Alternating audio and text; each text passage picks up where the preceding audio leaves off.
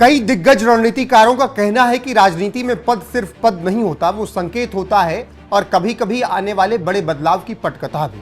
BJP ने जब तमाम नामचीन चेहरों के बीच से नितिन नवीन को राष्ट्रीय अध्यक्ष बनाया तो सवाल उठे कि आखिर क्यों बिहार के एक अपेक्षाकृत शांत, कम विवादित और संगठन में काम करने वाले नेता को पार्टी की कमान सौंपी गई। क्या यह महज संगठनात्मक बदलाव है या फिर बिहार को लेकर एक नई बिसात बिछ चुकी है? बीजेपी ने पूरा दम चुनाव में जिस तरीके से दिखाया था और जीत दर्ज की थी, उसके बाद कयास लगाए जा रहे थे कि बीजेपी बिहार में कुछ नया करेगी। लेकिन जिस तरीके से नीतीश कुमार इस समीकरण में थे, उसके बाद सब कुछ बदल गया। नीतीश कुमार के महागठबंधन में आने से बीजेपी की हवा निकल गई थी। वैसे इससे पहले जब नीतीश कुमार महागठबंधन में गए थे तो बीजेपी परेशान हो गई थी।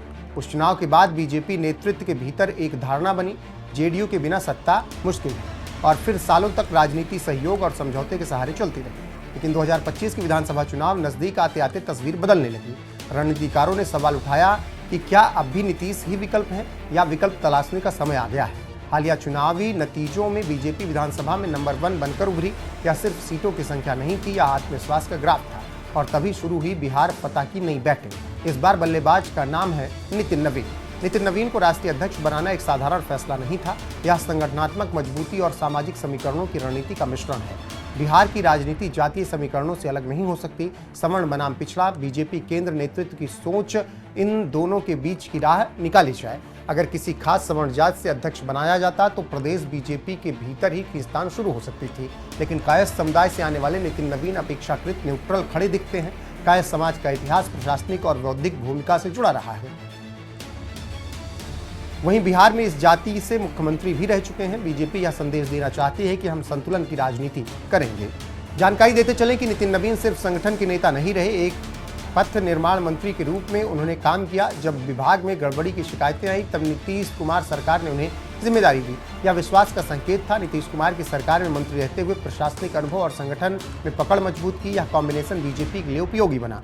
दिलचस्प बात यह है कि राष्ट्रीय अध्यक्ष बनने के बाद नितिन नवीन का बिहार दौरा बेहद तेज हो गया है। पहले कार्यकारी अध्यक्ष बनने के बाद आए, फिर राष्ट्रीय अध्यक्ष बनने के 5 दिन के भीतर 2 बार बिहार का दौरा किया। 10 फरवरी को आगमन, 15 फरवरी महाशिवरात्रि के दिन फिर 2 दिवसीय दौरा। ये सिर्फ धार्मिक कार्यक्रम नहीं था, बल्कि यहाँ हिंदुत्व की धार को तेज करने का संकेत भी था। रामनवमी पर विशेष पूजा और जुलूस निकालना उनकी पहचान रही है। कई पत्रकारों की राय है कि नितिन नवीन को महत्व देना एक बैकअप प्लान हो सकता है अगर भविष्य में समीकरण बदलते हैं तो। अगर गठबंधन में दरार आती है तो क्या बीजेपी अपना मुख्यमंत्री चेहरा तैयार कर रही है? उससे पहले बीजेपी पहले भी ऐसा प्रयोग कर चुकी है, जैसे नित्यानंद राय, सम्राट चौधरी, विजय सिन्हा। लेकिन इस बार शायद नेतृत्व एक लंबी पारी की तैयारी में है। हालांकि बिहार की चर्चा गर्म है, लेकिन असली परीक्षा भी बाकी है। नितिन नवीन के सामने सबसे बड़ी चुनौती है पश्चिम बंगाल, तमिलनाडु, असम, पुडुचेरी और केरल के विधानसभा चुनाव। देखना होगा कि आगे क्या कुछ होता है। बहरहाल अमित शाह मोदी के फैसले पर किस तरीके से मुहर नितिन नवीन लगाते हैं, ये भी देखना होगा। बाकी जिस तरीके से अनुमान लगाए जा रहे हैं कि नितिन नवीन बिहार में बीजेपी के सबसे मजबूत चेहरे के तौर पर अब बनेंगे, वो आने वाला वक्त ही बताएगा।